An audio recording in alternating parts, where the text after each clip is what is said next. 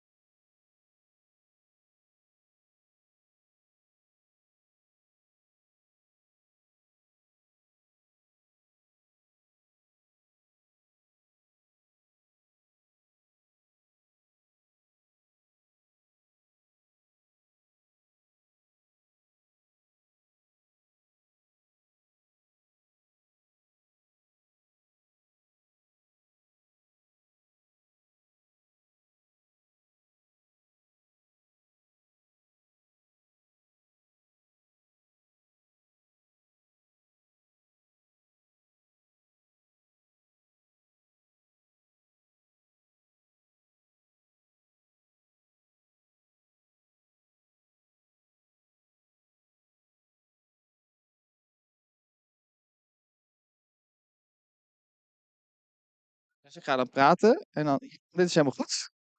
Nou, iedereen hoort mij duidelijk volgens mij, hè? Perfect.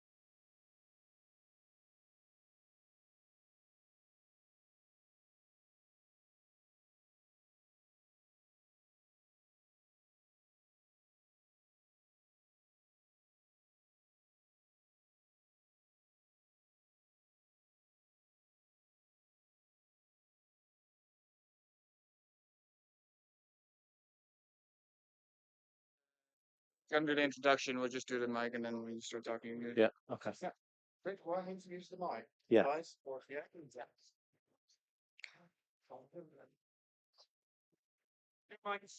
So, Hello. Hello. Hello. Okay. Go. Hello, everyone. Hello. Welcome, everyone. My name is Johnny. I'm from London and I'm a drug addict. Welcome to the next rookie speaker meeting of the 2024 World Service Convention of Cocaine Anonymous. I would like to begin this meeting with an extended moment of silence to do with as you choose, followed by the Serenity Prayer.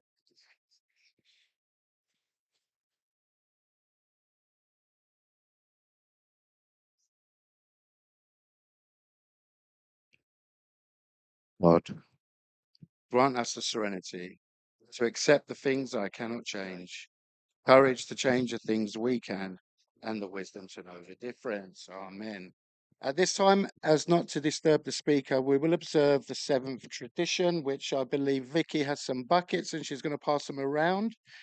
Any donations which you place in the basket will go into the general account of the convention, with any proceeds being forwarded to the CA area and to the CA World Services to help carry the message to the addict who still suffers. Newcomers need not feel obligated to contribute. Donations can be made either via the QR code displayed on the bucket or here displayed, the QR code displayed in the YAP app. Cocaine Anonymous is a fellowship of men and women who share their experience, strength, and hope with each other that they may solve their common problem and help others recover from their addiction. The only requirement for membership is a desire to stop using cocaine and all other mind altering substances. There are no dues or fees for membership. We are fully self supporting for our own contributions. We are not allied with any sect, denomination, politics, organisation, or institution. We do not wish to engage in any controversy, and we neither endorse nor oppose any causes.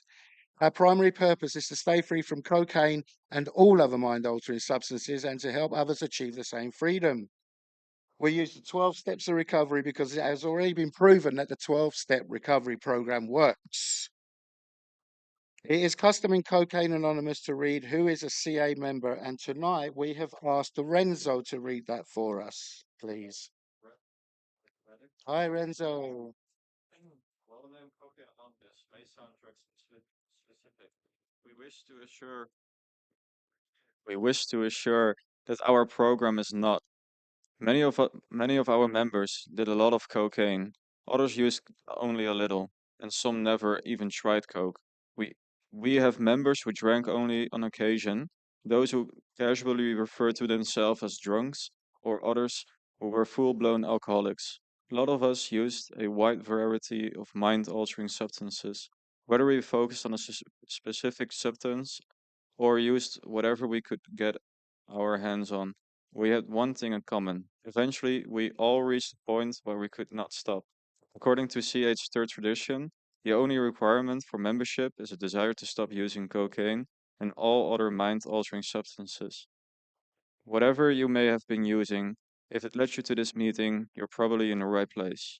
Over time, virtually every single one of us has realized our real problem is not cocaine or any specific drugs, it is the disease of addiction.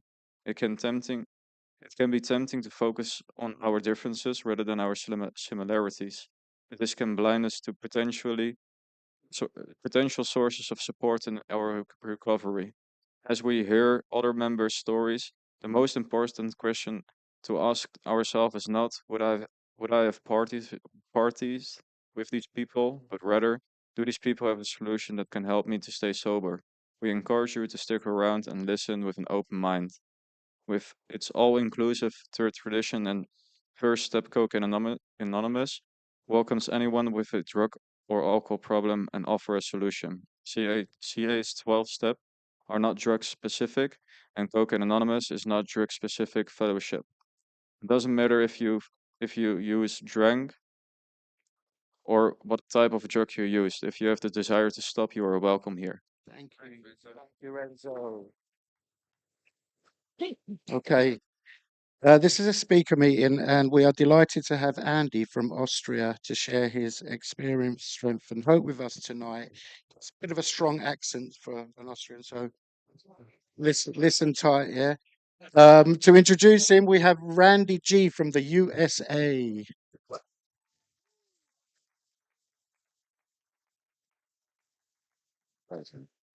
Yeah, I'm Randy. I'm a drug addict and alcoholic. I am clean and sober because I like the effects produced by Cocaine Anonymous. Uh, yeah, this is cool.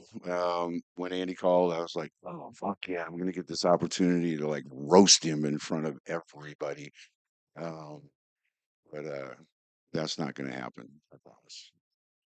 Um, I actually went back through the WhatsApp messages between the two of us. And the first one was in May of 2021.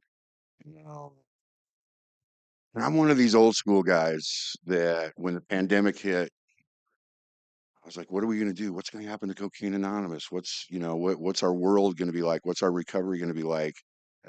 This is a face to face, heart to heart. This is a hug thing. You got to get the energy. And Zoom was not a thing for me. And I landed in this world of Zoom for a while. And I found this group of idiots that are all sitting up here that were all part of this picture right before everything started, called the Daily Reprieve. And, 7 days a week, certain time. In me, it was in the middle of the day in Arizona. It was 9 o'clock in the UK or some crazy number. Um, and I watched it happen. I didn't think that would happen. I watched God find a way to keep Cocaine Anonymous alive, and not only alive, but thrive. And there were relationships and there were individuals there that got to introduce each other, and there was this guy that just had this glow about him. And if you've hung out in the Zoom meetings with Andy, there's this glow, and it's not just because it's shiny off the top of his head that that there's this aura, and this energy. And we started to talk, and first you start in a little chat thing off to the side, and you're giving whoever's talking shit about whatever they're saying. And you know and then we started talking more, and we started talking about the book, and we started talking about recovery. We put a group of people together and we went through the big book. It took us a little over a year on Saturday mornings. And, and I watched it happen, and I watched Cocaine Anonymous take place in this man's life. There's no CA meetings in Austria. The opportunity for him to get what he needed from us came in a way that I only thought might not ever work. And I was glad that I was wrong. And we became good friends. We have had conversations that have went deep, substance, depth, and weight. I think we like to call it. Um, I've watched him have kids. I've watched him become a man, and I've watched him become a true representative. And what I mean by that is I think you remember when you say you are. You can come in these rooms and say, I'm a Cocaine Anonymous member. And, and then there's the participants. There's those that actually get service work and online service things with meetings, of which he's had all of those involved with the meeting. And that participant is important. And then there's the step that we call to become a Cocaine Anonymous representative, because you can represent Cocaine Anonymous in all the areas of your life, not just for the 1 hour a day in between a couple prayers, but you can represent what Cocaine Anonymous is the other 23 hours of the day to your family, to your boys. And I watched that. So it is with great honor, and less of me and more of him is way more important. So with that, I'm going to give you Andy. Thanks, man.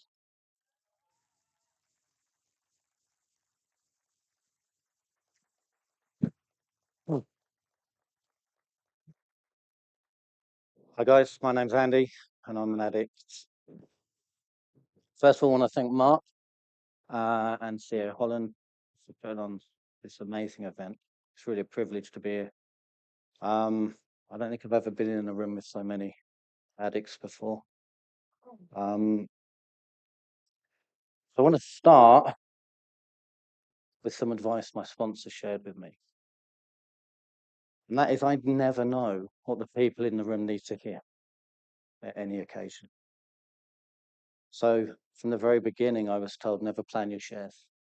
Because that's just my ego coming in. I think I know what little bits of nugget. They may be of work for me, but that's not what you guys need to hear.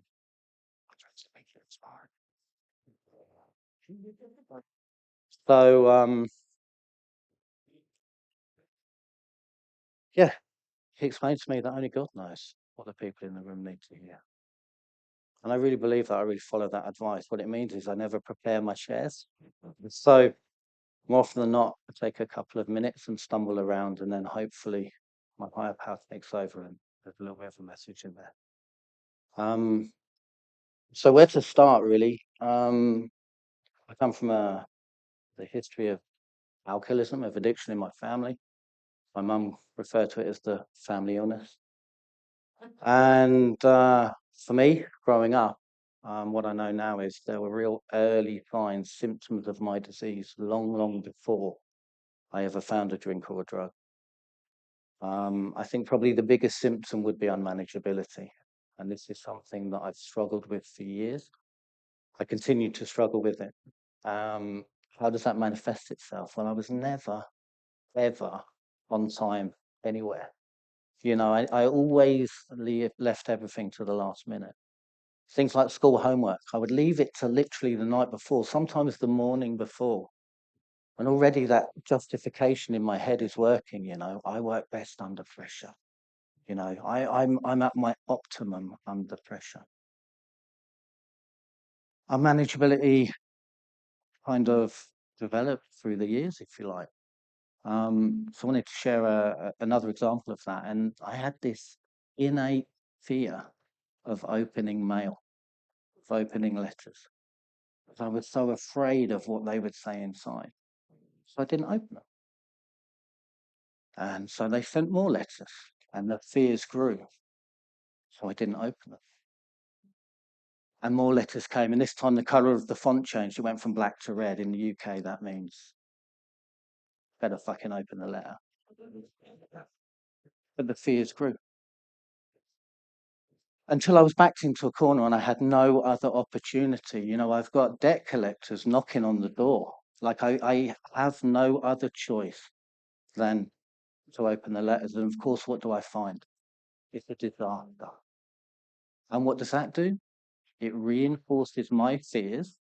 Whenever I open the letters, it's bad news. Do you think I learned from that? No, I go straight back to not opening letters. And I find myself in this cycle of unmanageability. And within that, it's just constant stress in my life. It's constant. I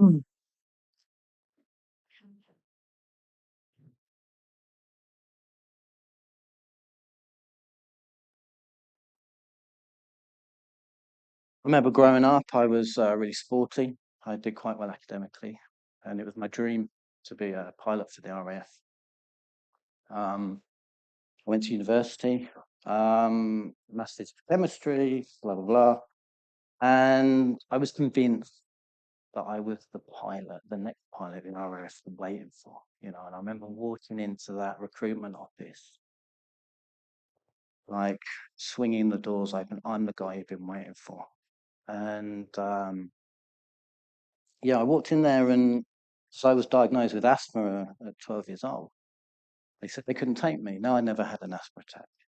I was later diagnosed with a chest infection. But for me, that was up until that point, my life had been really focused in one direction. And then all of a sudden, that direction was gone. And I remember feeling completely lost, directionless. I didn't know what to do. Like everything had been so clear for me up to that point. It was not long after that, I think, that I really found drugs. Because before that, I'd been, trying to be healthy and what have you. And it started with weed. And And it started with that self-justification of I'm an insomniac. Yeah, I need some weed to get to sleep. Now, I'm not an insomniac, I'm a drug addict.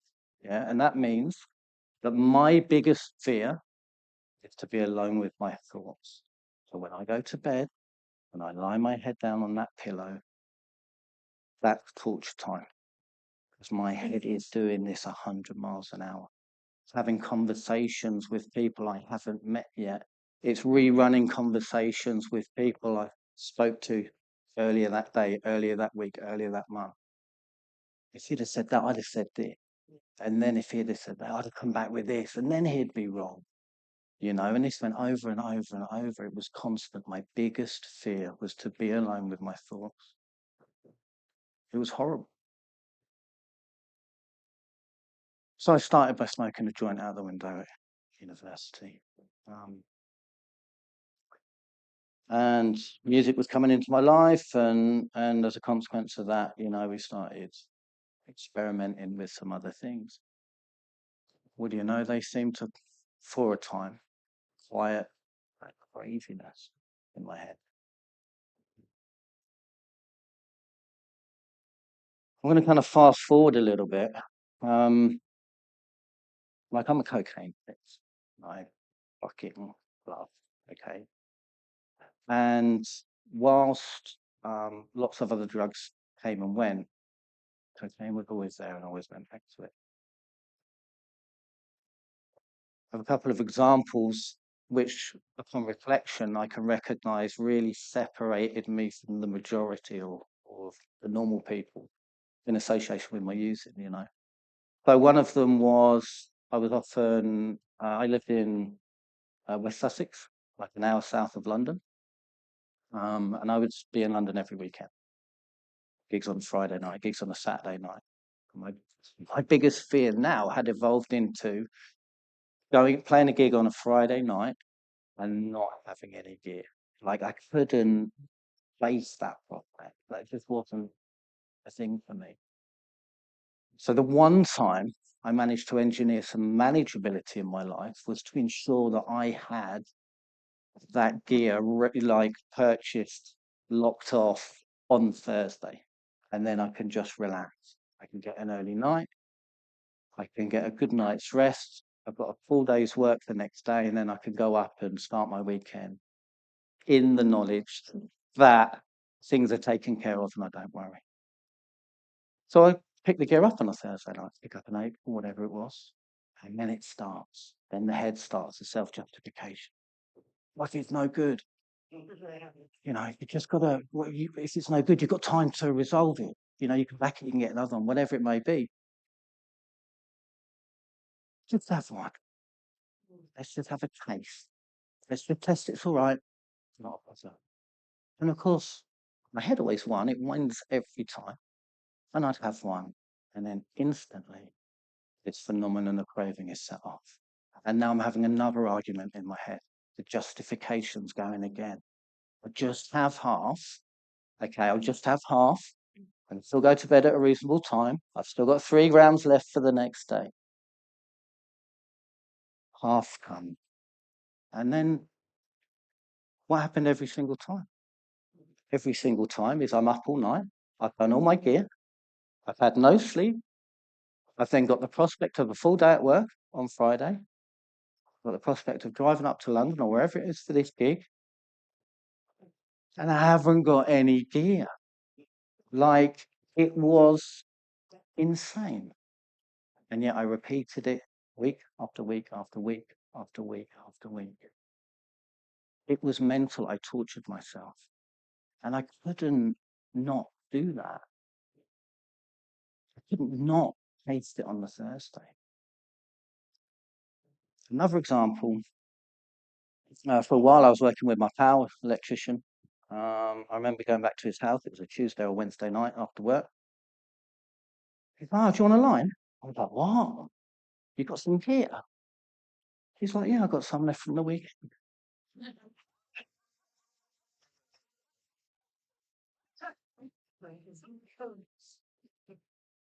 What? Like, still don't understand that. Like, I genuinely, I didn't get it. What do you mean you got some left? And it was like a half gram. What do you mean you got half left?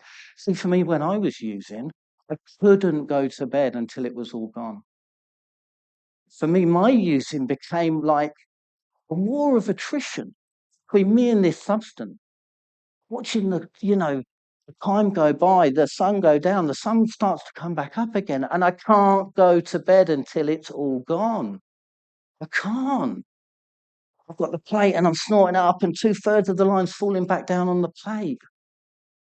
It was mental, but normal people can have some fun, put it away. Oh, let's have a line on a Wednesday night. I didn't get it. It didn't make sense to me. I didn't understand it. And yet, like, my head tells me that I'm this intellectual guy with high sense and I've got life down. It couldn't be any further from the truth. It really couldn't. So I want to fast forward to like 2010. My life was spiraling out of control. I was using pretty much every day. I was spread way too thin. I was trying to do this over here, full-time job here, this over here, and I couldn't cope.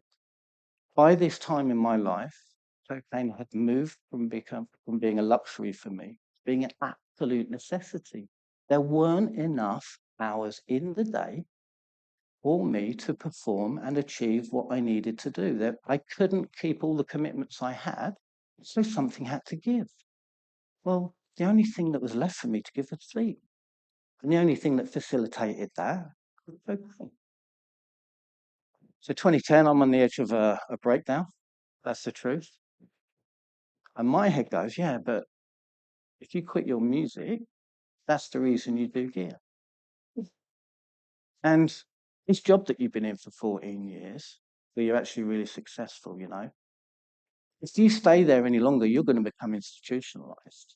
You've got to get out. Don't worry. You've got all this amazing experience. You'll walk into another job. It'd be brilliant. So I gave up my music career and I gave up this job. And then I'm sat there wondering for the next year, what's going on? I didn't walk into another job. Ended up parking cars at Gatwick Airport. Then came a 7-year cycle where I'll get a new job. And I'm like, right, enough is enough. This is my opportunity to sort my life out once and for all. And I'd get clean. And I'd start the job and it would go well. And my skin would get better. I'm one of these addicts that, when I'm high, I'm in the mirror, I'm scratching, I'm squeezing, all that stuff. I was horrible. It was horrible. And like I say, life was going well. The job was going well until something happened. Someone didn't do something, or someone didn't train me, or something went wrong, and instantly my disease is there. That's it. And the victim Andy comes in. They're all out to get me. They've done that on purpose. They've not told me on that. They've not told me that on purpose. They should have trained me this. They should have done. They. How dare they? And very quickly, I'm back to using every day. Picking up on the way home from work. I've had a long commute. I'd stay up all night. Get to work late the next day, and it would be even worse.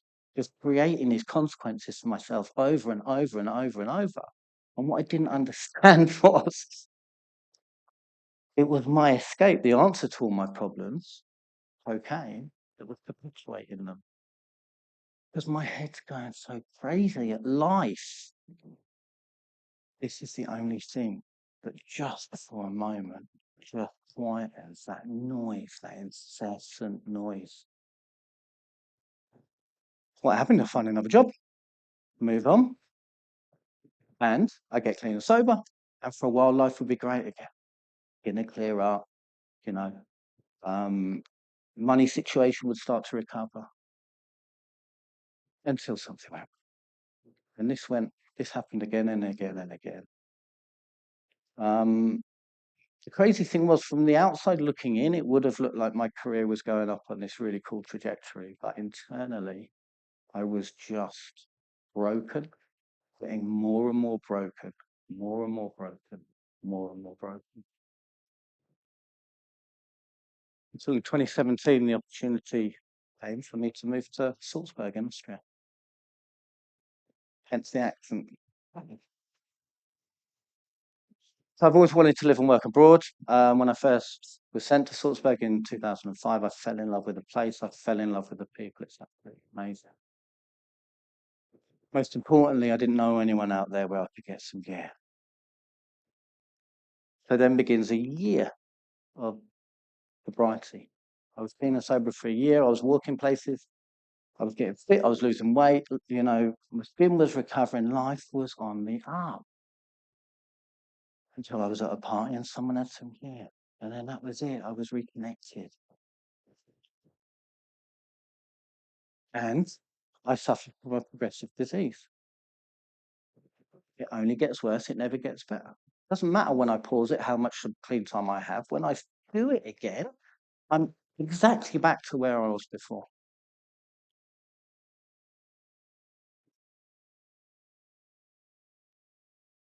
So March 2020, the world went fucking crazy. COVID, lockdown. And I remember the weekend it happened. It was really mental at my work, you know.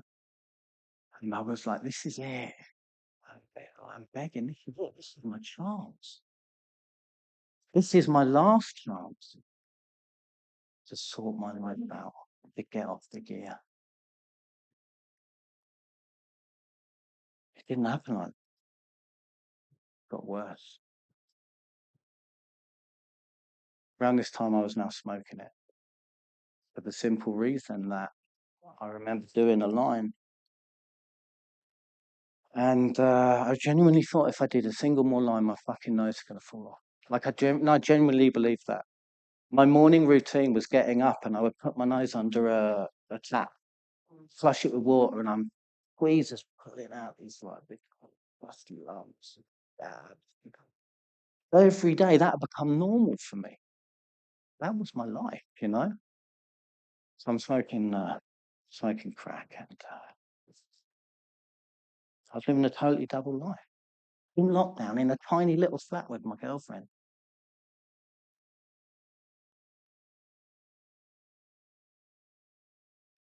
I was able during lockdown to leave the house 6 times a week because a dear neighbour, needed dialysis. And me thinking I'm a good guy, I was driving him there and picking him up. But of course, it gave me carte blanche to continually ensure I had a stockpile of gear. And more than anything, what I remember about this time is the total loneliness. I was completely alone. I didn't have a roof on my balcony, so when it would rain, I would say to my girlfriend, I couldn't go downstairs for a cigarette because there's a roof. And I'll be in my cellar washing up, smoke, smoke. 45 minutes an hour, go back upstairs. 10 minutes later, I'm going for another cigarette. You know, it was mental. My secret life started spilling out into my normal life. And here's what it looked like for me at the end. It's midnight, it's 1 o'clock in the morning. And I'm looking at my clock, my watch. If I can get sleep in and out, I'm lying in bed sweating. You know how it is. You can't move, something wired, you know. If I can just get sleep in an hour, I get 5 hours. I can deal with 5 hours, it'd be fine. Have an early night, no problem. Pick, top, pick, top, pick, top. So 2 o'clock in the morning. If I can just get to sleep in an hour, I'll have 4 hours. I can deal with 4 hours. That'll be fine. Tick, tick. Oh, it's 3 o'clock in the morning. It's 4 o'clock in the morning. It's 5 o'clock in the morning. And at this point, because I've been alone in my head all this time, don't forget, I am now lying in bed, crying. how has this happened again? How did I get here again? I swear on my life, I am never doing this ever again.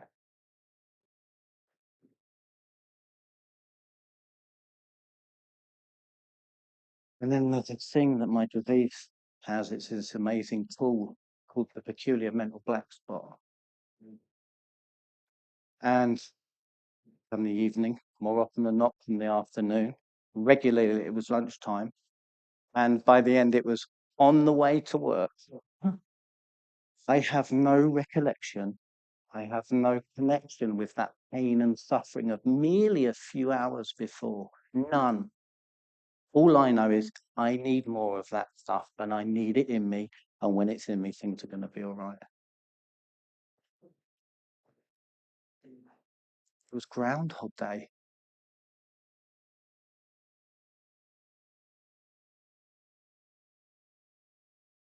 And with each day that passed, I hated myself more. What is wrong with me? Why can't I do this? How do I keep ending up here? And this didn't go on for a couple of days or a couple of weeks. It was months, until I careered into what I thought was my rock bottom. August. Flying back to the UK. I'm in my best mate's garage like we always did when I went back. Getting fucked up. You know, watching a bit of MotoGP, playing a bit of PlayStation, whatever it was. And I remember, I think retrospectively now, subconsciously, I was trying to clock this guy and I'm sitting there walking up in front of him. We'd only ever done live.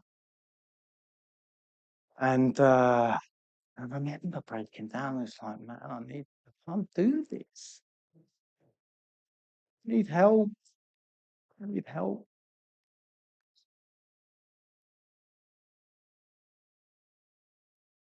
I was flying to Germany 6 days on the way back to Austria, and this was an enforced kind of clean time. I knew I couldn't get any when I was out there.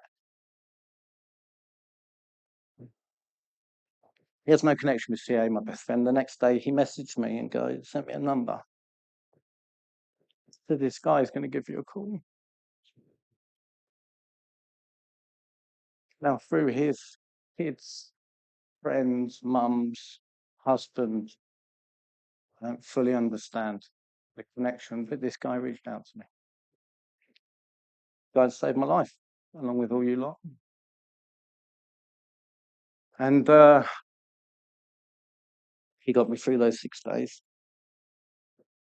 I got back to Austria. And in the meantime, there's this three-way pursuit of information finding myself, Andy, my sponsor, and my best mate.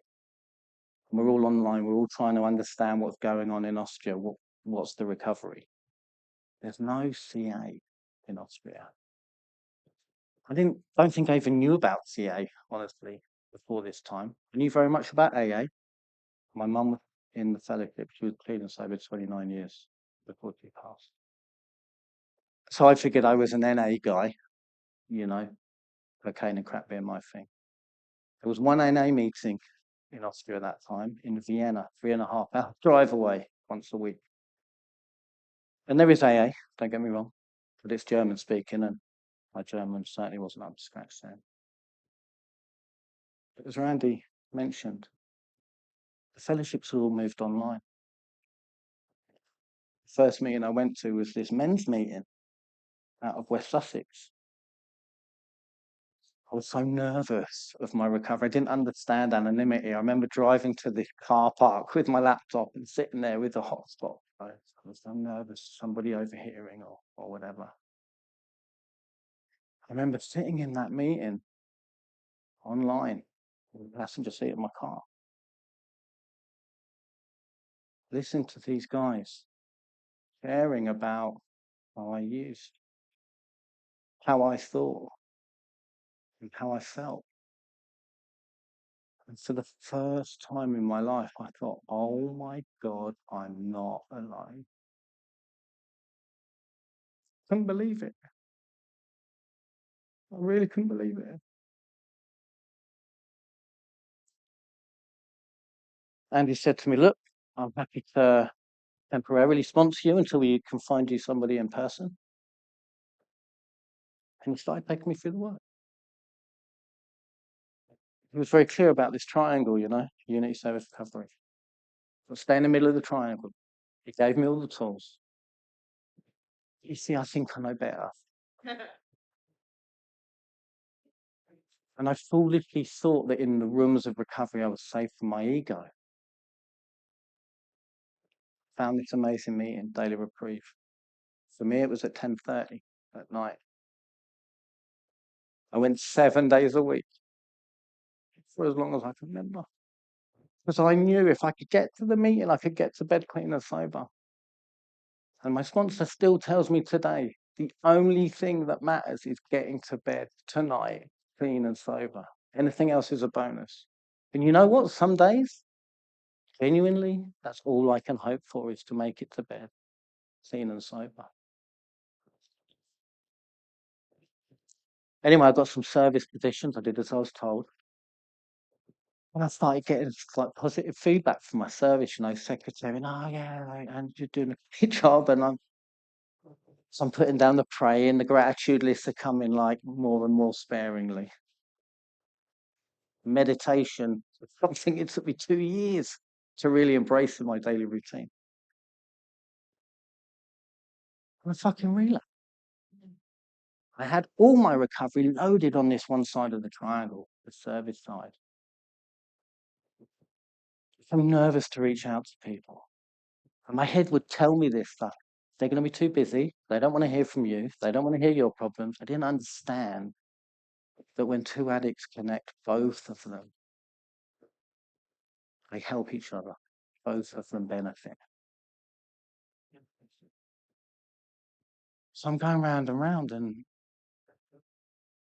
I couldn't understand why I couldn't get it. I thought I was ready, I look back now with an immense amount of gratitude for my relapses because I needed them. They took me from where I was to where I needed to be. But it was horrendous at the time. It was absolutely horrendous going through that. I think now maybe I was grieving, honestly, for my drug. It had been the one true constant in my life from my teenage years all the way through to my 40s. Happy times, sad times, births, deaths, marriages, divorces. It was the one thing that was always there. It always had my back. At least that's what I told myself. Until March 2021.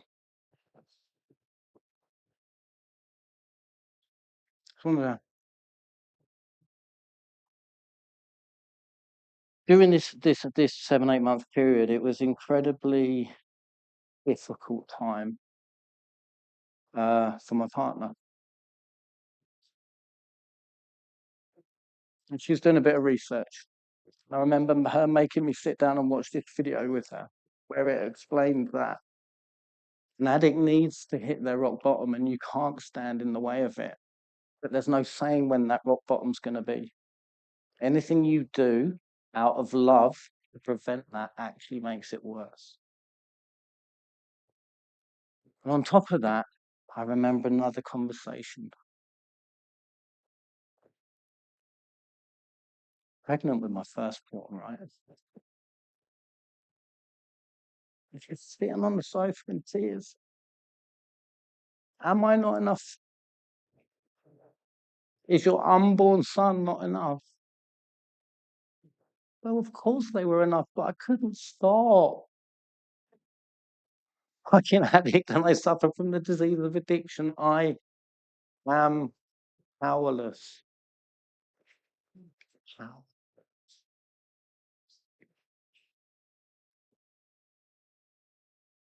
What I do remember is it got to the point, like the relapses were so frequent, that and I couldn't stop lying about it. I'm trying to hide it. Even when she caught me, right, it's like I put the fucking thing behind my back. I'm not doing anything. And she goes, I can see it in the reflection.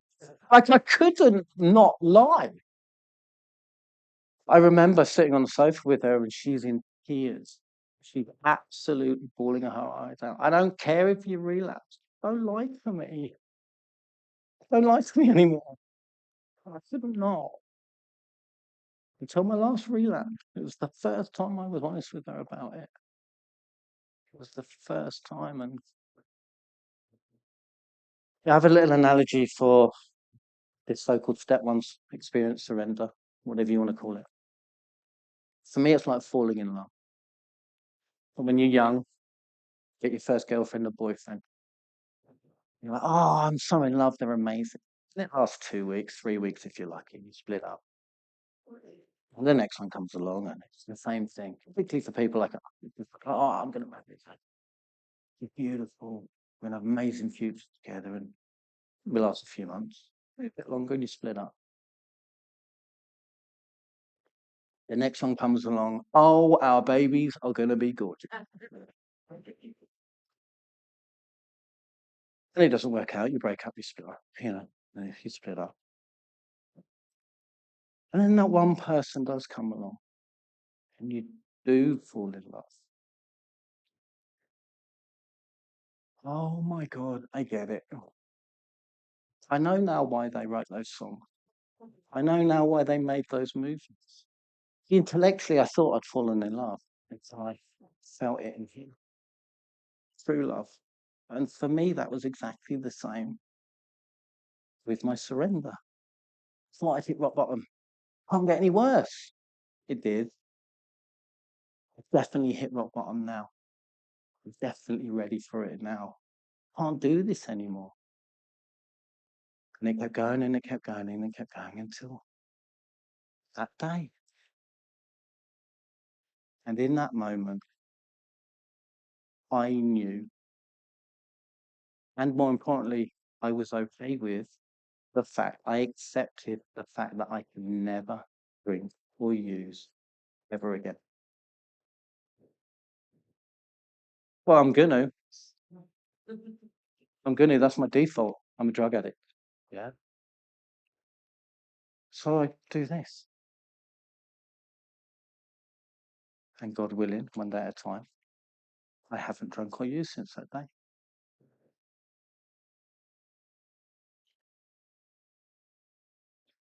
Steps are really amazing. I love everything about the history of AA, and for me it's particularly special that I get to read the same book and work the same steps as my mum did. It's a really big regret for me that I didn't come out while she was still alive. I look back at all those conversations we had. Andy, you're so unmanageable. Yeah, I know.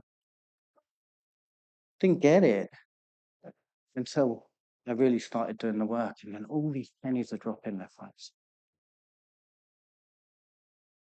I have a disease that controls me through fear.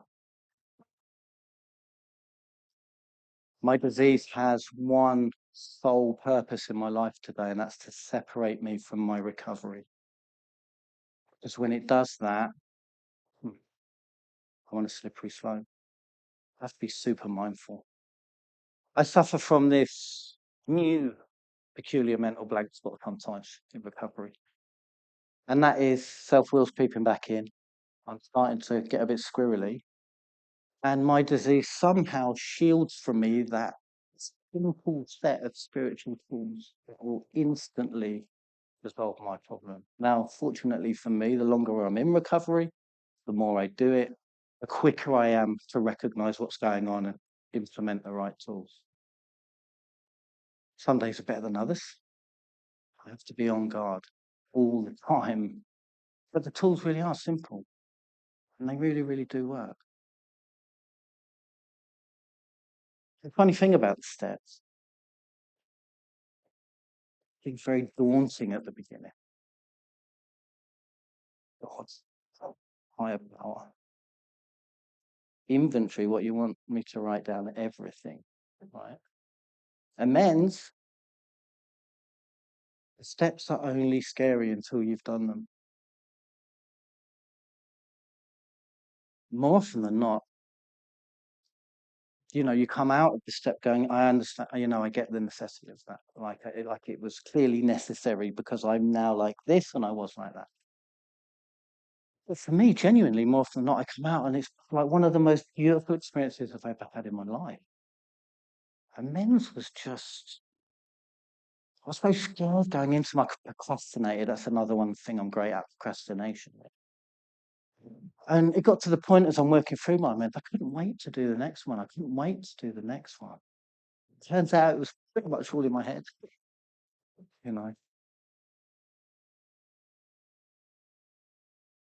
I'm incredibly fortunate that post-COVID, CA in particular has kept a presence on Zoom, and actually we're starting to see it grow. Really surreal for me to be in a room with actual people and not squares. There are so many people in this room who have had and continue to play a massive part in my life. I'm so grateful to each and every one of you. I can't put it into words. That's one thing that recovery gives me is gratitude. One thing that online recovery gave me is the opportunity to connect with my fellows globally, to meet people from Seattle, Phoenix, Darien, Reading, UK, South Africa, you name it, Thailand. I don't think if I'd have done in-person CA, I would have ever met a fraction of the people that I'm fortunate enough to call my fellows today, but more importantly, my friends. The amount of experience, the amount of quality recovery that I'm connected to, I don't feel worthy of it. There's one thing that I've learned above everything else from these years and years and years of recovery. If you want quality recovery, you've got to carry a message. All of these guys with 25, 30, 35 years, the one thing that they still do is work with newcomers. And I've really taken that on board. Sometimes too much. Sometimes I'm working with 5 guys a week. Monday's this guy, Tuesday's this guy. Don't miss your session because there ain't any others. We can't slip into another one. But it's really, truly about sponsorship. And the beautiful thing about sponsorship is not that you're just helping one person, it's that if you help that one person who helps another person who helps another person, and you instill in them the importance of sponsorship, you get a fellowship that grows. Randy taught me that. One of the many things. So I sponsor my arse off today. I have to. Because I live a life beyond my wildest dreams. 4 years ago, I was sitting in the same flat, same job, with the same partner, driving the same car. And I was in a living hell. And I couldn't see a way out. And today I sit in the same flat, working the same job, with the same partner, driving the same car. I'm in heaven. I'm living this life beyond my wildest dreams. I can be alone with my head now. I'm not afraid of going to bed. Like I really was afraid of going to bed. My girlfriend, I'd do my girlfriend heading. Why don't you just go to bed? You're so tired. And I wouldn't go to bed until I knew that as soon as my head hit that pillow, I was going to pass out. Like I'm now.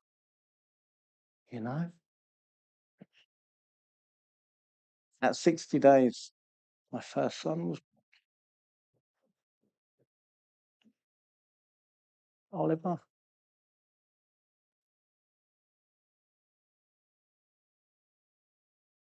He's the most amazing human being in the world. And nothing quite teaches you how to live in the present than a toddler. 2 years and 3 days, my second son, Benedict, was born. I'm so grateful. I'm so grateful. Because you allow me to be a dad to be a father. Recovery gives me the ability, the opportunity to experience all these new types of love I didn't know existed. I thought love was love. I didn't know what love was. And I get to experience it on a daily basis through the screens, you know. My professional life has never been better than it is right now. My personal life has never been better than it is right now. My relationship has never been better than it is right now. And it's all down to this program of recovery, diligently doing my daily routine, connecting with others, going to meetings, and most importantly, carrying the message. Carry the message.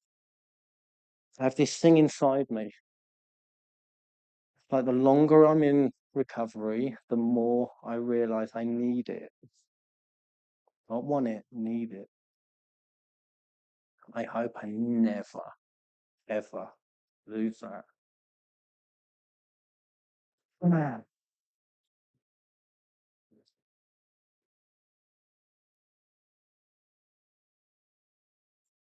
Oh, quick word about sponsorship. It's scary, right? I'm sitting there thinking, how on earth can I do a job as well as my sponsor did for me? But like everything in this program, mate, you've just got to walk through the fear. You've just got to walk through the fear.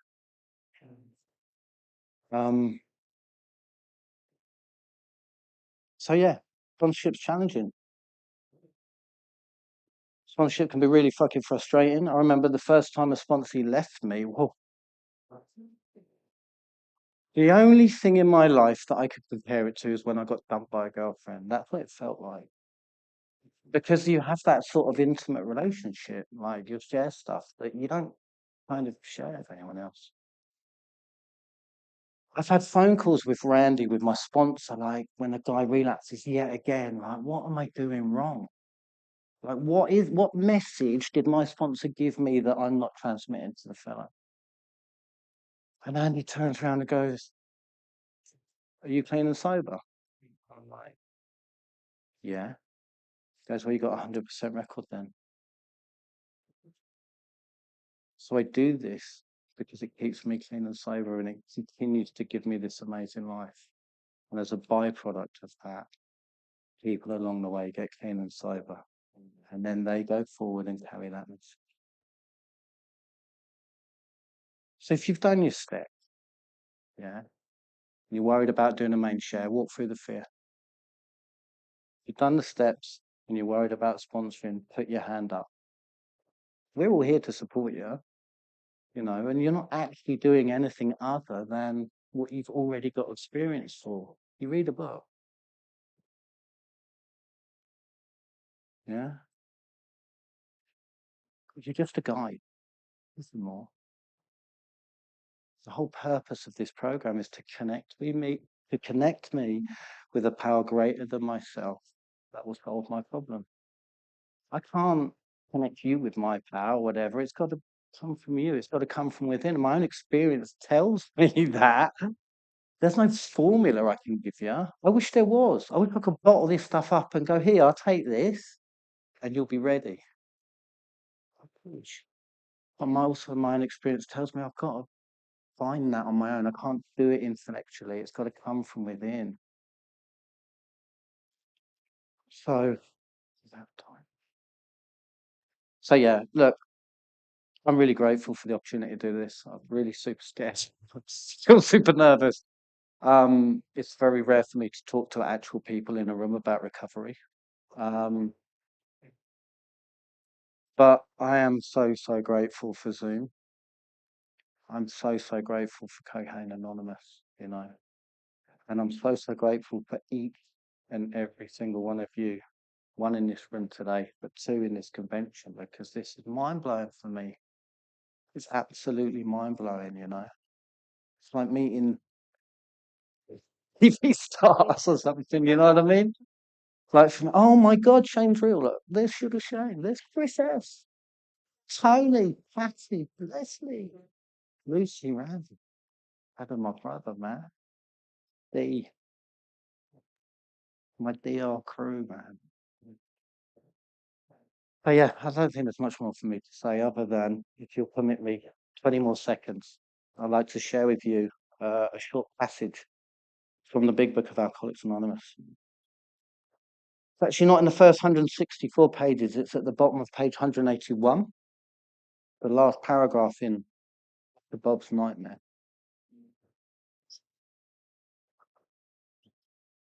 If you think you're an atheist, an agnostic, a skeptic, or have any other form of intellectual pride which keeps you from accepting what is in this book,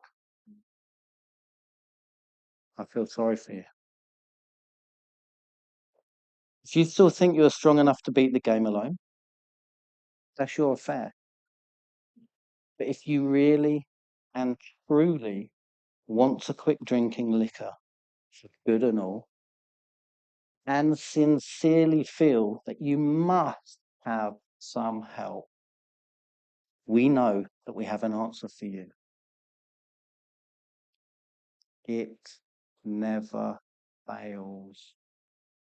If you go about it with one half the zeal you have been in the habit of showing, and you are getting another drink.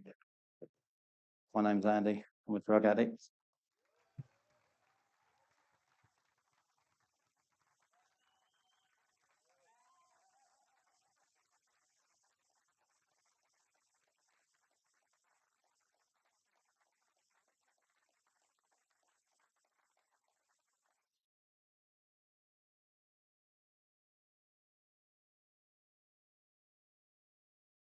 Thanks, everyone. My name's Johnny. I'm an addict. Hi, Johnny. Time is up. If you have any questions that went unanswered, or if you feel you need to share, please introduce yourself as me and exchange phone numbers. We are here to help. I would like to close by having Darren from South Africa.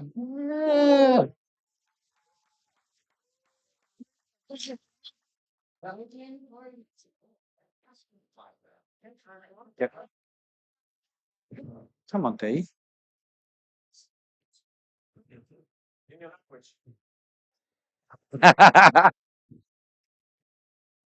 What's up, guys? I'm Dira, an alcoholic addict and a grateful member of Cocaine Anonymous.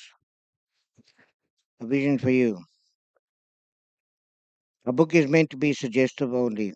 We realize we know only little. God will constantly disclose more to you and to us. Ask Him in your morning meditation what you can do each day for the man who is still sick. The answers will come. If your own house is in order. But obviously, you cannot transmit something you haven't got. See to it that your relationship with Him is right. And great events will come to pass for you and countless others. This is a great fact for us. Abandon yourself to God as you understand God. Admit your faults to Him and to your fellows. Clear away the wreckage of your past. Give freely of what you find and join us. We shall be with you in the fellowship of the Spirit. And you will surely meet us, some of us, as you trudge the road of happy destiny. May God bless you and keep you until then. Amen.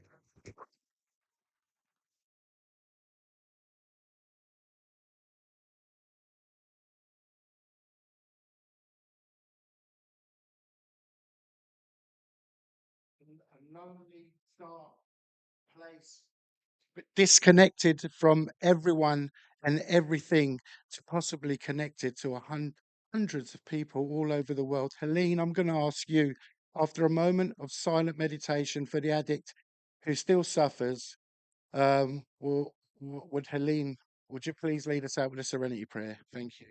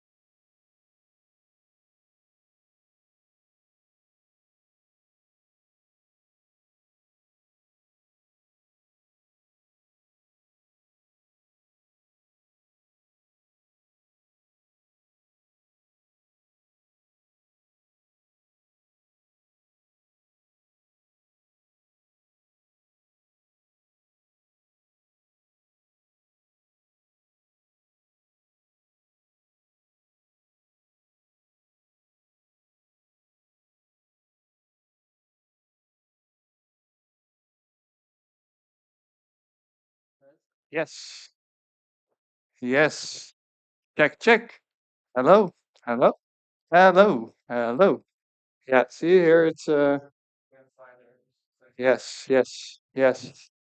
Oh, it's that one, exactly. Yes. Hello, hello, hello.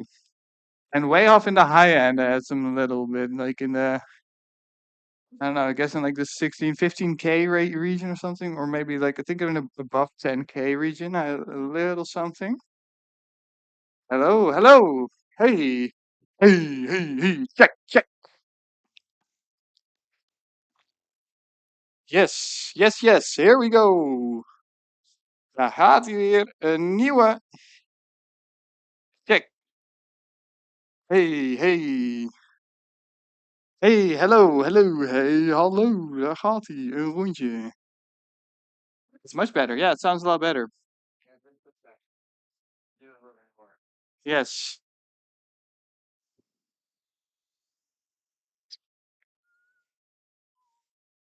Hey, hey, hey, hey. Talking a bit more. Talking a bit louder. Talking a bit softer. Hey, what's going on? Said a hip, a hop, a hipper, a hipper to the hip, hip hoppy. You don't stop the rocket to the bang bang boogie. Say up, up the boogie to the rhythm of the boogity beat. Yeah, definitely. And here it's actually better here. But I thought I'll just stand right under the speakers. So the speaker is mainly speakers in the ceiling here. Yeah. Yeah. There's There's just one sound for the little speakers. There's just one sound for the speakers, or there? Yeah, so we just have one headset. Yeah, I mean, is there only one output to the speakers? Yeah, there is. Yeah, routed to. It's this one. Yeah. Yeah. So you can on this one as well. You could throw an EQ if you wanted to. But you play music and other stuff too? No, not. No. So let's see. And otherwise, I can still just turn it off. Yeah, like maybe clip off some high end or something, or I don't know. Hallo, hallo, dat krijg je niet cadeau. Tadadadadadadadad. Hey ho, dat krijg je niet cadeau. Hey ho, dat krijg je niet cadeau. Tadadadadadadadadad. Tadadadadad. Hey ho.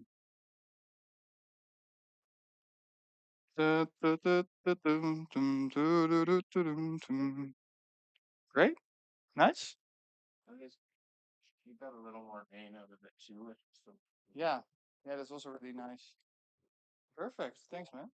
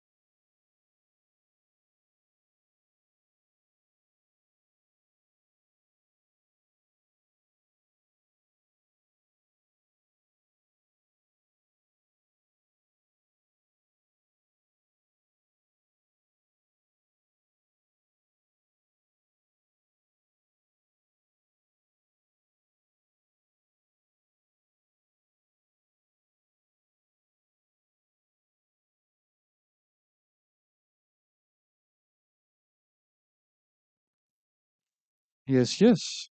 Doe deze ook nog eventjes. Mm, even kijken. Hallo, hallo. Hallo, hallo. Hallo. Hallo. Yes, yes, yes, yes.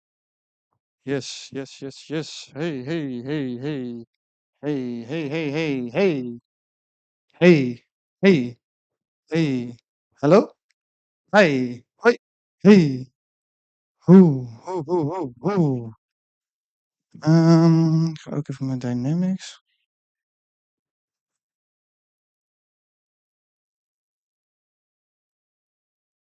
Ja, ja, ja. Ah, hey, hey, hey, hey, hey, hey, hey. Hey. Ah, hey, hallo. Wat lelijk. Ah. Ehm, ja, maar dit kan ik gewoon niet reproduceren, dus ik ga het gewoon zo laten. Hey. Ja, ik vind het goed zo. Ja. Hey, ha, ho, ho, ha, ho, hoe.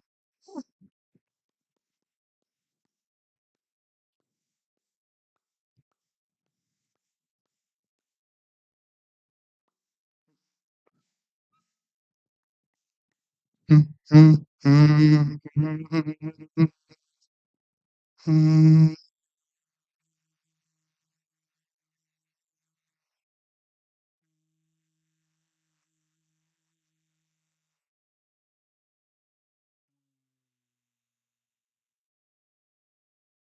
mm.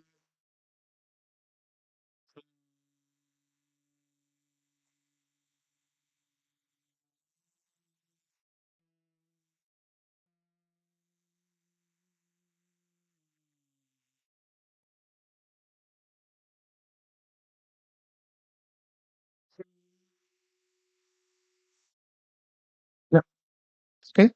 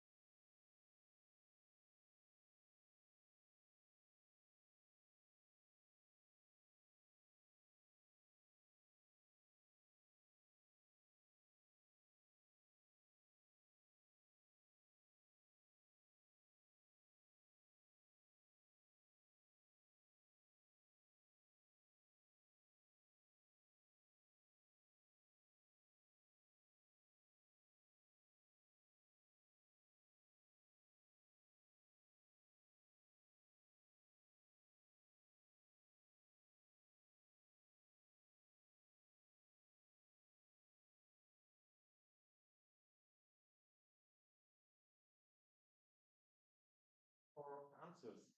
And someone, an old friend of mine, who isn't here, and I love him, he got me into the program.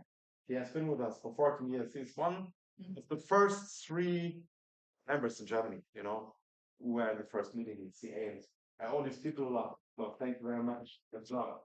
And this guy brought me into my first meeting 6.5 years ago. And I went there. And there were people who had been in the program for 30 or 40 years, clean and sober. But they were in a good mood, and I was suffering. So, and they were talking that they were suffering decades ago. I was like, fuck it. But I was smiling, but within me, I had contempt for them. I was despising them. Why? I despised myself. I never liked myself. I hated me. And I would tell myself that I wasn't. So, and in order to keep up with this lie, I had to get stuff. A gold chain, gold bracelets, whatever. Renting an Uber, and riding around the city, being totally on it, and listening to hip hop music all day long, and blasting money for nonsense. I needed that. And it would work, it's a remedy. So, what I mean, this obsession was not only, it would always look for new ways. And my former sponsor, I love him. He said, I'm a real hardcore addict. He was the guy who told me that. And now I get it. And I had to hear all that stuff from people like you who have been experiencing the same suffering. And so let me get back to the first meeting. When I went there, I didn't have openness, didn't have readiness, didn't have willingness, change stuff. But I knew about meetings. Thank God. I went back out there and I relapsed and I got to long term and I called a guy who was in the fellowship. And he told me that he said it gets worse and worse with every relapse. And I said yes, but I didn't believe it. And back then, when I was reading the steps 3 years ago, it says we admit we are powerless over cocaine and all other mind-altering substances, that our lives had become unmanageable. And this word, unmanageable, I was convinced that it means I lost my job, nothing else. Only that. And I didn't get it. People could be nice and ambitious to tell me that it's about a spiritual program and whatever. And I read the description of the steps, and they were like foreign language. It just didn't reach me. But I already had a sponsor, and I was at step 1, and he told me to kneel down and pray in the morning for a clean and sober day. So I did. And I was at this long-term clinic somewhere in a very rural northern part of Germany. And I was truly restless, irritable, and discontent all day long. I was full of fear. I was running around there. I had high blood pressure, and it was fucking awful. It was really awful. And I hated it even more, day by day. I would smoke one cigarette after the other, substitute with loads of sweets, and nothing would satisfy me. And I was longing to use so badly. I wanted to use so badly. But I had an overdose a couple of months ago, and that was the only reason which prevented me at this moment from using. But as I said, I was restless, irritable, and discontented, so I would walk through this clinic, and I felt I would have liked to die. I often looked for ways to do. I wanted to do. And I often thought, maybe I can jump off a tower, or maybe hits me by accident. Would be great. Wouldn't be the thing. I wanted that because I didn't have any kind of solution, and I didn't have any love for myself and for others. And basically, in the last week, although I had an overdose like 6 weeks in advance, addiction is a disease what makes me forget the trauma and the suffering. I don't have this program. It makes me forget. And it's fucking insidious. It's fucking ridiculously insidious. So what did I do? I got myself 2 bottles of alcohol in the long term, And it was like, oh, we got corona. We got to wear the mask. They won't bite. They won't get it. They didn't. I drank 6 days in a row, and I was fucking proud of it. And it was ridiculous. I got out, and at this time, I didn't even wear socks anymore. I was really like um, decaying, also physically. And I was at my brother's place because I couldn't see my family anymore. Everything, these rock bottoms, they were mounting up basically. And yeah, when I was drunk, I was looking for cocaine very, very, very badly. I wanted to have it so bad. And I would call the bank every day and try to make some little sneaky deals to get money. And the first moment I had money, I took the first train to my city from northern Germany to Frankfurt, and I got my drugs.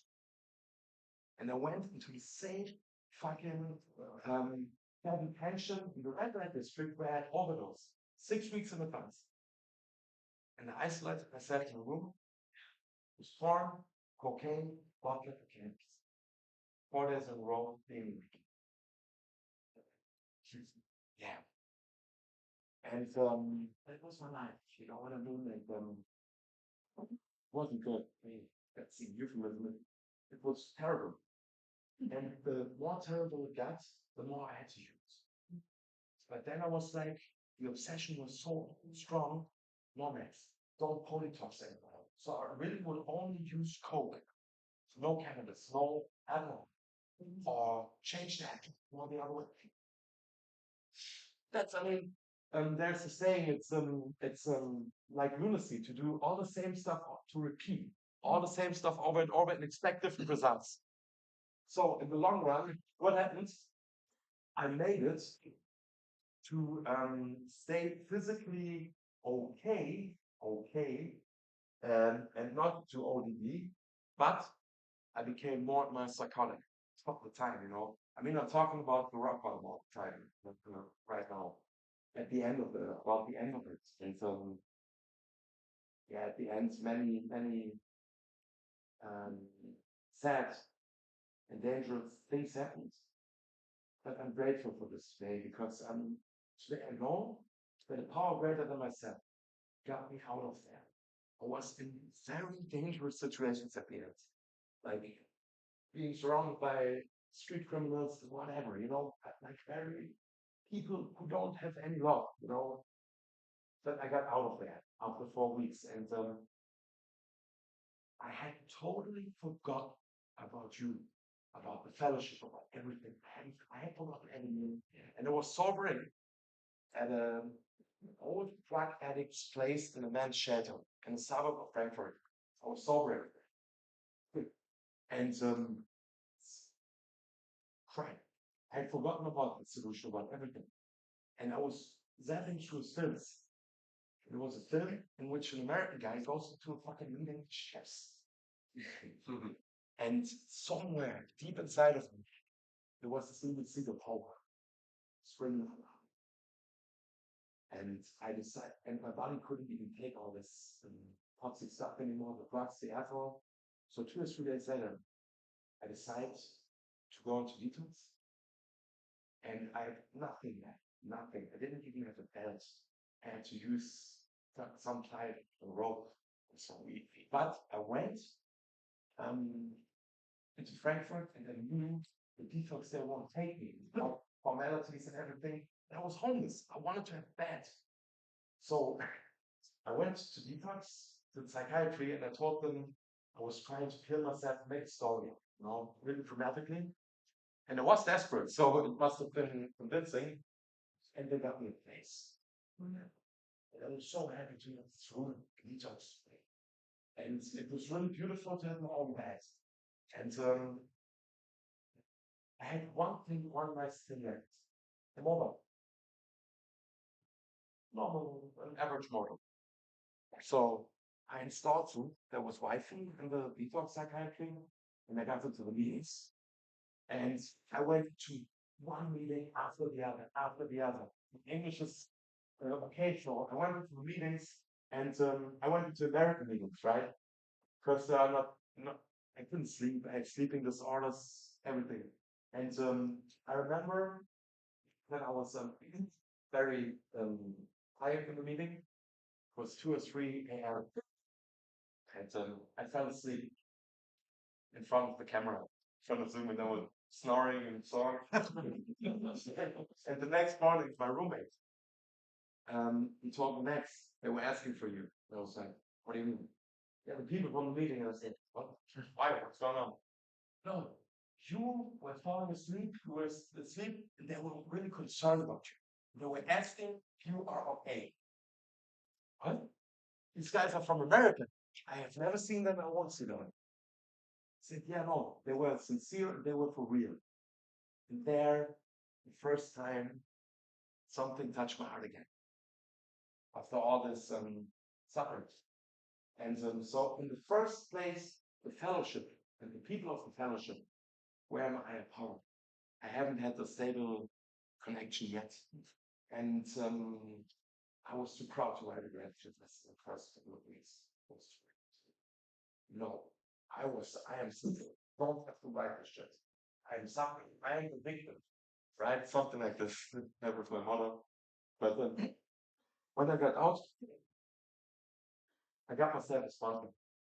And I went to the live meeting straight ahead. And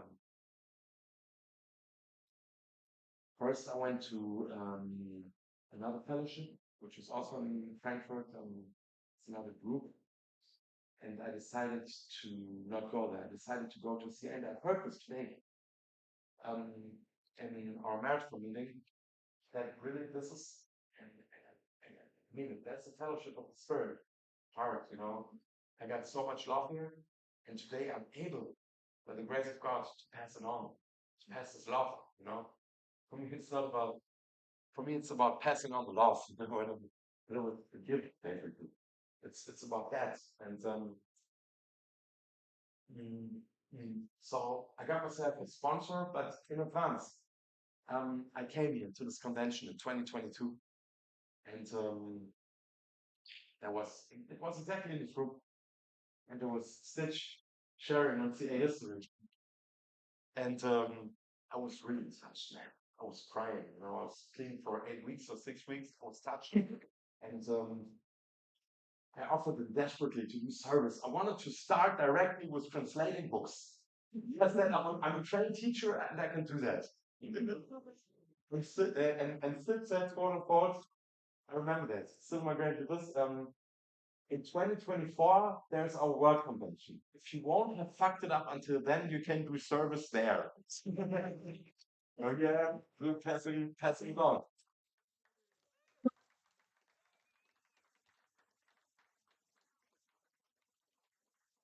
And here with us, 2 weeks later, I went into the my German home group, where CA was founded 10.5 years ago. And there was Diane. And I hadn't plans to ask him to sponsor me, not at all. Just happened. And 2 weeks later, I learned that he worked with Stitch. So, I realized that was one of the beginnings, my spiritual experience, how God works in my life, and then that God could and would if He was sought, basically, right? And I started working the program, started working the steps, and step one, powerlessness. I can't control it, and my life has become unmanageable. And now I got it. That of course it's about the way I react on people. That I'm full of fear, that I'm depressed, that I cannot be of real help to others, right? All that stuff. Yeah, so I did it, and I remember that in step three, I was living in a men's shelter in the suburb of Frankfurt, in a shelter, and I was taking the bus, and then something happened which I basically can't describe it. Right, something came into me, and it was just warm and love, and goodness, and yeah, all these little experiences basically always pushed me, to go on basically, and to do the deal. So I did. And when I wrote the inventory, I was scared as hell to relapse. People told me, I met people at the convention, and some were like, yeah, well, Max, many people relapse in step 4. And no, that for me, to relapse is to die. And I'm not saying it like that. For me, to relapse is to die. Full stop. Today, I'm more serene about that, thankfully. But back then, so I wrote my inventory after my gratitude list at 10 p.m., 20 minutes. Then I went to bed. I was scared, but I did it. And by the time it got easier and easier, right? So I felt in fact was see the effect already. And the book says that we were on a broad highway, hand in hand with the spirit of the universe. And this was the feeling that I had when I went to a sponsor a couple of months later to do my 5th step. And yeah, it was like it. I could feel a serenity and easiness that was much better than any drug ever gave me before, and it was natural. Yeah. So it was beautiful to feel this easiness. And 6, 7 came quite fast, basically. And in 7, I remember I would go for a walk quite often at the shores of the Main River in Frankfurt. And I could really tell that something was directing me to bench when I was in step 7. And I went there, and then I had this thought, God is my psychiatrist. I could really feel stuff going on in my mind, and I couldn't get it. I couldn't understand. Back then, I was still trying to analyze it and to understand it. But that's part of my disease, Just let it happen. Let go, that's the same. But it's okay, It happened already. And so it was quite nice. It was a good feeling. And in 8, I made a list of people that I had harmed. And I called my sponsor, and I was totally scared. I said, well, I ripped off companies of very high amounts of money. I'm in debt. My fuck. And he was like, no, don't worry about it. God sees your willingness. Just write them down, and once in a while offer a couple of euros as an installment fee. And I was like, And then I called a guy from a company, and ironically, the guy was even drunk, was an accountant, and he picked up in a hotel. He had drunk, and he accepted my offer for a small amount of money monthly of a much higher bill. So I could see it worked. It was working already, and also other stuff, And going to start, I was starting with financial events, not with the biggies, not really happy. Fast food store, €3.80. I went there, apologized, paid the money. Right? And yeah, flying is a beautiful step, definitely. It's a beautiful step. And I also learned that I'm not bad or good. You just sit, but it's okay. And I can live with that today. And yeah, in step 10, I tried, I'm basically a teacher, and I tried to give tutoring lessons again, but I became quite paranoid. But this was just the fear of fear. I was a little bit fearful, but instead of accepting the fear, I became scared, fear. So I stopped working, which was ridiculous, but at the same time, anyhow, I was forced by the German court legal system to go to a long term instead of jail sentence. So I preferred that. So and I went there, and it was quite challenging, the entire situation. I was often resentful, and I had gotten into step 10. So I would really write a lot of stuff down in the inventory. I would always go to the meetings, attending all PI meetings, just doing the deal. And it's still like it. I love doing the deal. And I learned that this is enthusiasm. People in early days said we are hyperactive. In hope, faith, courage, it even says enthusiasm. And there's some word out in it, right? Comes from this word. But it's beautiful. I don't see any problem about that. So what I love about us in our program is I find a solution to everything. And this is really an entire psychic change, which has been changing me, right? Yeah. And after I got out of London, I got into 11 and I moved back to Frankfurt, and I didn't have to live in the shed anymore. I moved into my mother's apartment. It was a big apartment and it was good. You know, to be back in my old neighborhood.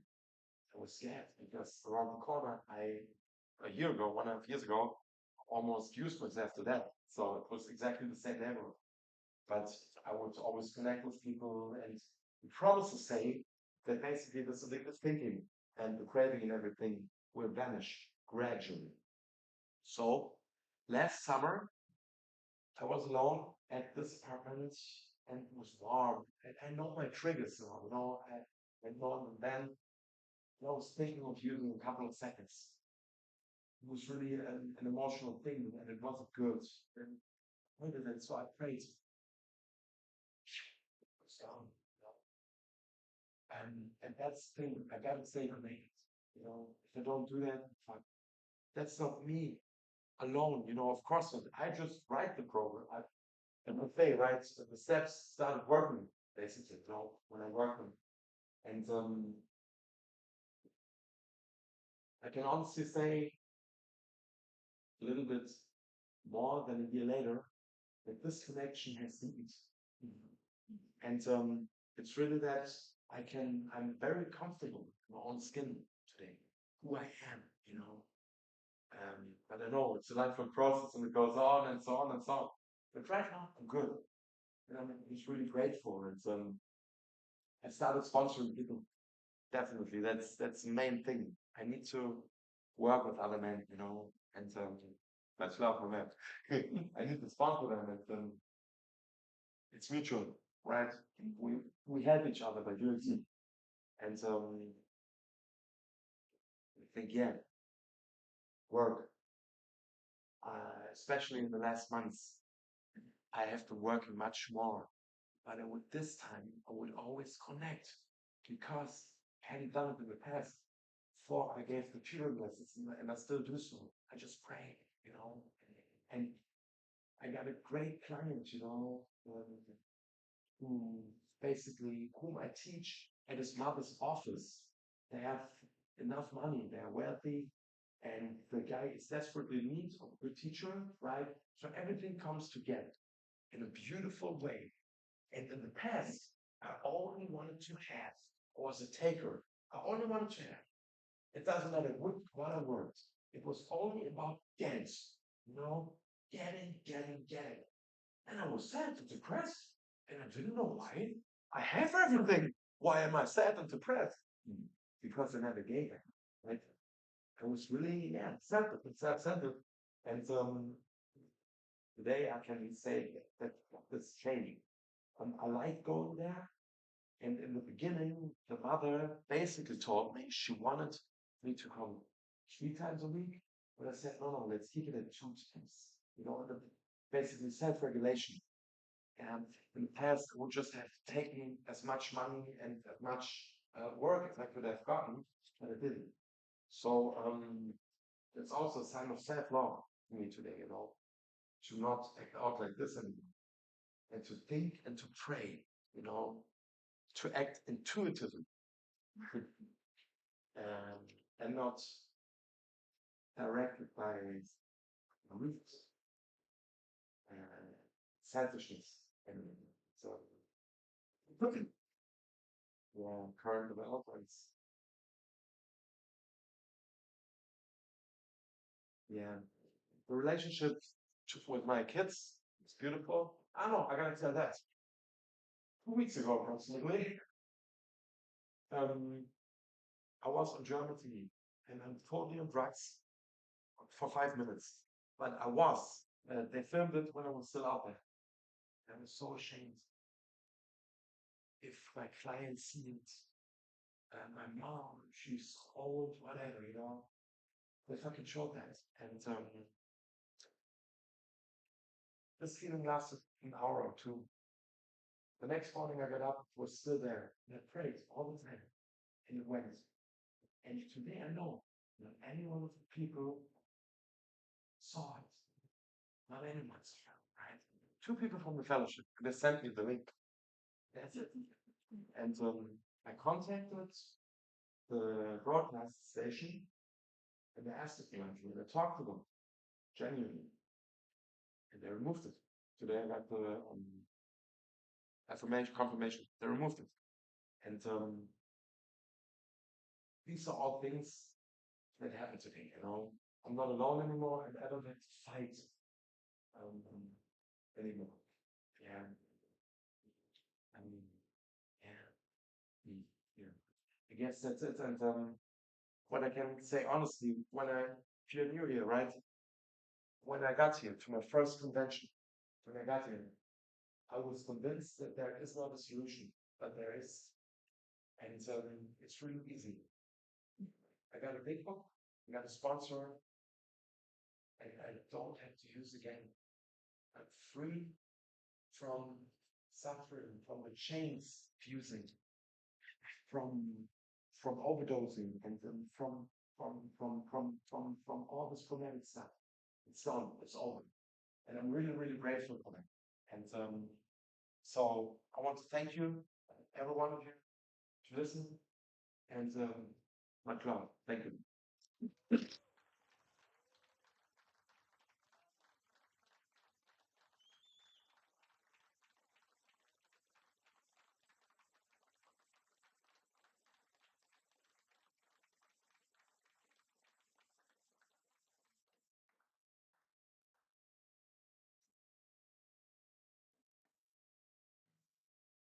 Students and analytics and our time is up.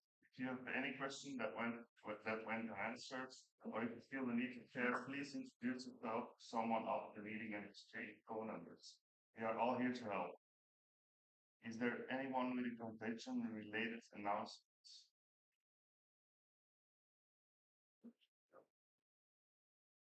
I would like to close by having someone read a vision for you. I'm Jörg Organic. Vision for you. Our book is meant to be digested only. We realize we know only a little. God will constantly disclose more to you and to us. Ask Him in your morning meditations what you can do each day for the man who still sick. The answers will come. If your own house is in order. But obviously, you cannot transmit something you haven't got. See to that your relationship with Him is right, and great events will come to pass for you and countless others. This is a great fact for us. Abandon yourself to God as you understand God. Admit your faults to Him and to your fellows. Clear away the wreckage of your past. Give freely of what you find and join us. We shall be with you in the fellowship of the Spirit, and you will surely meet some of us as you trudge the road of happy destiny. May God bless you and keep you until then. Thank you. After a moment of silent meditation for the other who still suffers, will those of you who care to join Tobias as he leads us out with strength? Yeah, sure. Let's have that moment of silence to remember still suffering addicts inside and outside of these rooms in the families, followed by the serenity prayer and version.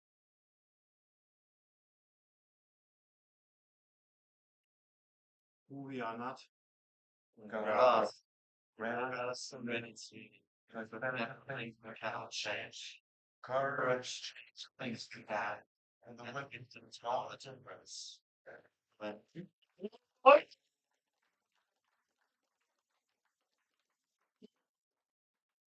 Oh.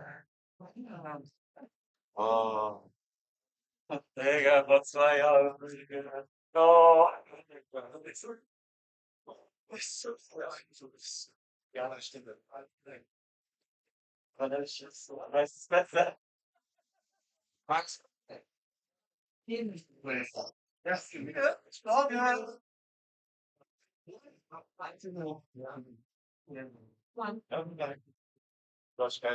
Yeah, sure. So let's see.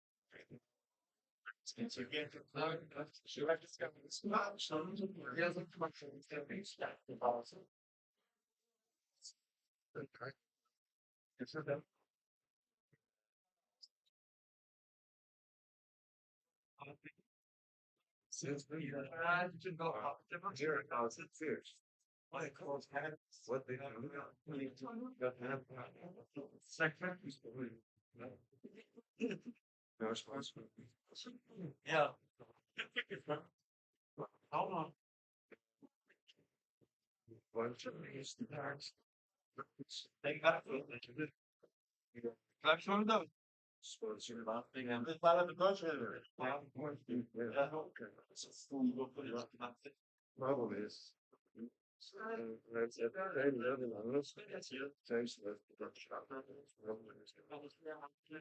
That's that thing. Some, well, I'm stuck. Well, look, fast to know. It's quite simple though.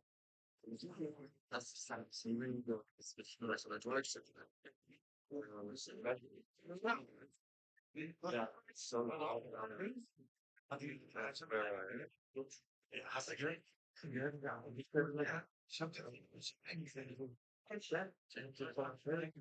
yeah. Yeah, there's right for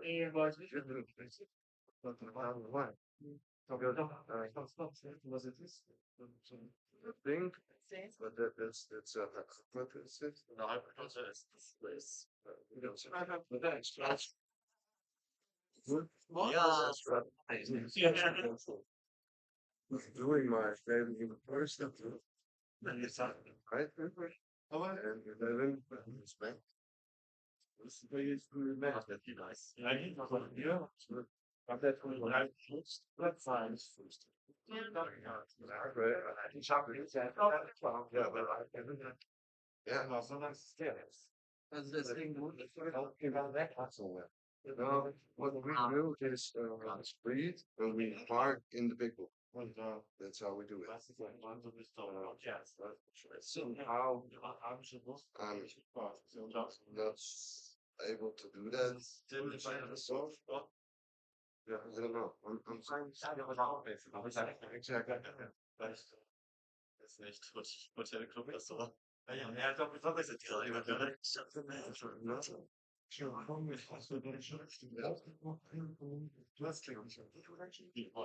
Ja. Wenn ich mir schon kostenlos